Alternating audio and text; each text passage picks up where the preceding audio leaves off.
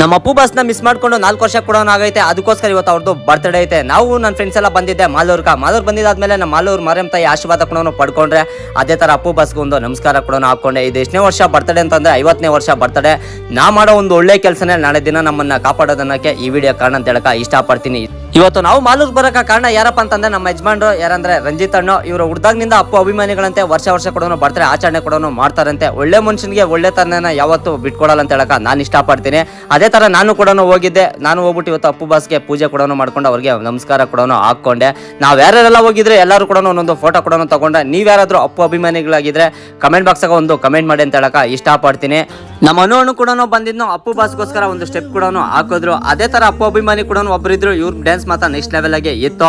ಸೆರೆಮುಟ್ಟಿದ್ದು time ನೋಡಿದ್ರೆ 11 ಗಂಟೆ ಆಗಿತ್ತು. ಊಟದ ವ್ಯವಸ್ಥೆ ಕೂಡ ಇತ್ತು. ಇವತ್ತೇನಪ್ಪ ಮಾಡ್ಸಿದ್ರೆ ಅಂದ್ರೆ ಇವತ್ತು ಪಲಾವು ಮತ್ತೆ ಮೊಸರನ್ನ ಕೂಡ ಮಾಡ್ಸಿದ್ರೆ ಬಂದಿರೋ ಜನಕ್ಕೆಲ್ಲ ಕೂಡ ಬಡಿಸ್ರಿ. ಅದೇ ತರ ಬಂದಿರೋ ಜನ ಎಲ್ಲ ಹೊಟ್ಟೆ ತುಂಬಾ ಕೂಡ ಊಟ ಮಾಡಿದ್ರು. ಒಂದು ಗಾದೆ ಕೂಡ ಐತೆ, ದೊಡ್ಡವ್ರು ಹೇಳ್ತವ್ರೆ ಅನ್ನ ಹಾಕಿದ್ ಮನೆ ಕೆಡಲ್ಲ, ಗೊಬ್ಬರ ಚೆಲ್ಲಿದ್ ಹೊಲ ಕೆಡಲ್ಲ ಅನ್ನಕ. ಒಂದೊಳ್ಳೆ ಮನ್ಸಿರೋ ಮನುಷ್ಯನ ನೋಡಿದಾಗ ನಾವು ಕೂಡ ಪಾಠ ಕಲಿಬೋದು. ಅದು ಯಾರಪ್ಪ ಅಂತಂದ್ರೆ ನಮ್ಮ ರಂಜಿತ್ ಅಣ್ಣ. ಒಳ್ಳೆ ಕೆಲಸಗಳು ಕೂಡ ಮಾಡ್ತಾವನೆ. ಅಣ್ಣ ಭಗವಂತ ನೀನ್ ಯಾವತ್ತು ಕೈ ಬಿಡಲ್ಲ ಅಂತ ಹೇಳಕ ಇಷ್ಟಪಡ್ತೀನಿ.